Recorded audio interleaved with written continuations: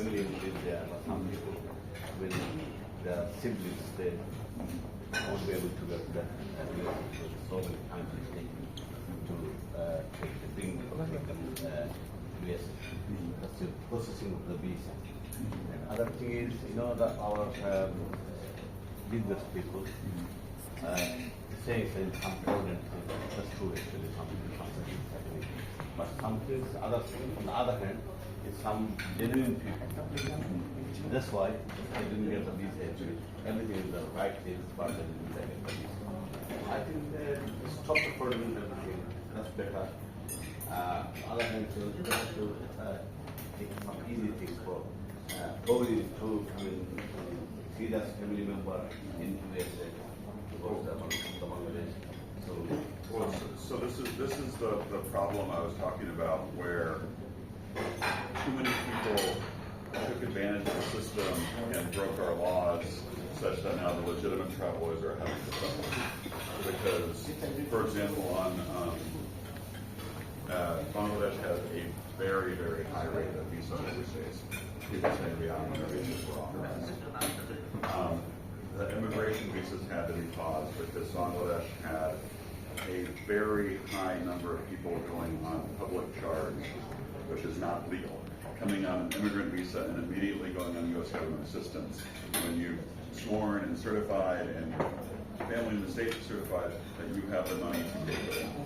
And so because those bad actors, that's why Bangladesh was cut in that large list of countries that had to face the restrictions. And that's why we need your help, in support of the government, to help us take more steps to combat illegal migration, so we can see if we can make some changes for the better.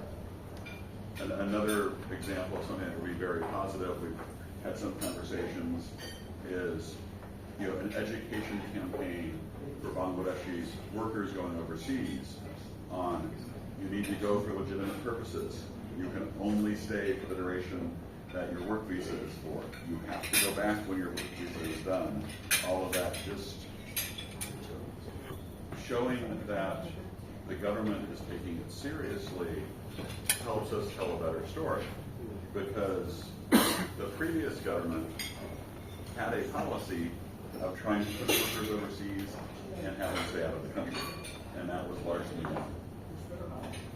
And a lot of people followed that recommendation. And you have a lot of people that overstayed visas, broke our laws, and that's why Bangladesh is in that 75 countries that faces the restrictions now. So,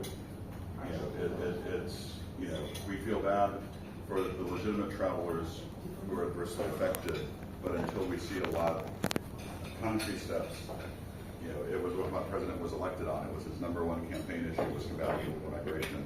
And it's not just the United States. Every one of my foreign ambassador counterparts that I talk to, there's a couple I don't talk to, would say that right now probably the number one issue they face with Bangladesh is illegal migration. The Italian ambassador will have a lot to say if you ever want to ask him about illegal migration.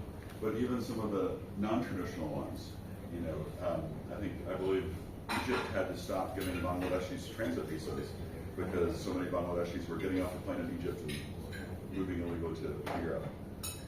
Even my friend, the Kosovo ambassador, said that everybody's mad at him because people would go with fake documents to Kosovo claiming to be doctors and slip across the border to Italy. So it's a problem affecting everybody, and so that's why we have to take some more concrete steps so that the legitimate travelers can still go and do their legitimate business.